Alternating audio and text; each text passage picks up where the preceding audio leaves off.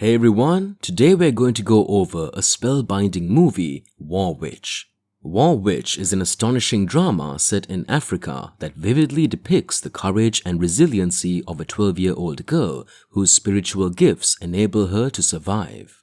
Horror strikes from the very beginning when rebels enter a small village by the river, indiscriminately shooting everyone who crosses their path and then force then 12-year-old Komona, played by Rachel Mwanza, to empty a Kalashnikov into her own parents, who otherwise will be killed far more painfully by the invaders. Why exactly they had descended on the village, what caused the massacre, and who they are rebelling against is irrelevant. The scene would obviously fit many African nations at war with themselves.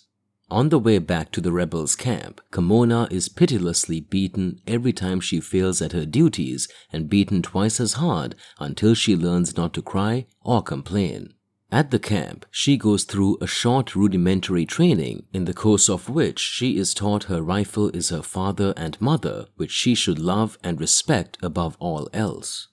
When she is the only one to survive a skirmish with the government soldiers, the rebel chief, named the Great Tiger, believes she is endowed with supernatural forces and she is enthroned War Witch, a temporary title that she might be made to pay for if her presupposed magic powers do not bring in the desired results.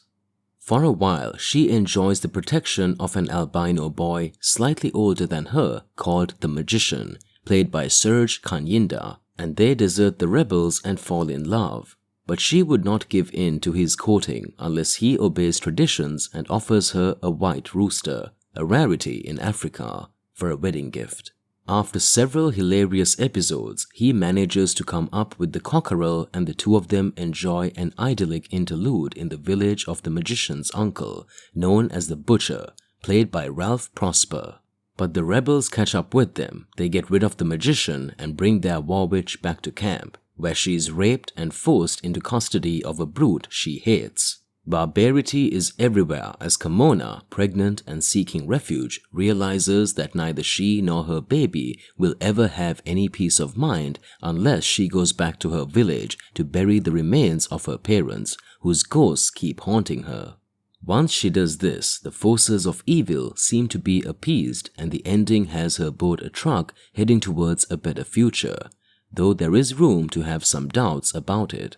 Komona's voice-over narrative carries the story forward and provides the links and commentaries between episodes. The mindless, bloody, gruesome revolution going on for no evident reason, spreading death and destruction around it is counterpointed by the trust everybody puts in the might of witchcraft, unnatural forces, mystic apparitions, and ghoulish sights. Any intelligent political commentary is ridiculous in these circumstances. The message here is supposed to be that the resilience of human spirit is stronger than all the madness and miseries it has to endure. But the fact that these acts of barbarism are induced by human beings, not mystic forces or violent psychotic viruses, makes one wonder if this approach, intentionally limited to a one single point of view of a surviving victim, is indeed sufficient to deal with this tragedy. Kim shot his film like a documentary, and the anonymity and total availability of all the performers, who ignore the camera and do not play for its benefit, contributes to the authenticity of the entire project. And then, there is the age of the main protagonist, which adds to the poignancy of this portrait of a continent bent on self-destruction at all costs. But there is no way to avoid the feeling that this is all done through the eyes of a sympathetic foreigner who will return at the end of the day to safety of his home. Stories like this have been told before. This film can't pretend to hit anyone over the head with its revelations. What's missing here, in order to raise it to a different status, is the fierce involvement that comes from someone who lives inside the picture and is therefore personally concerned.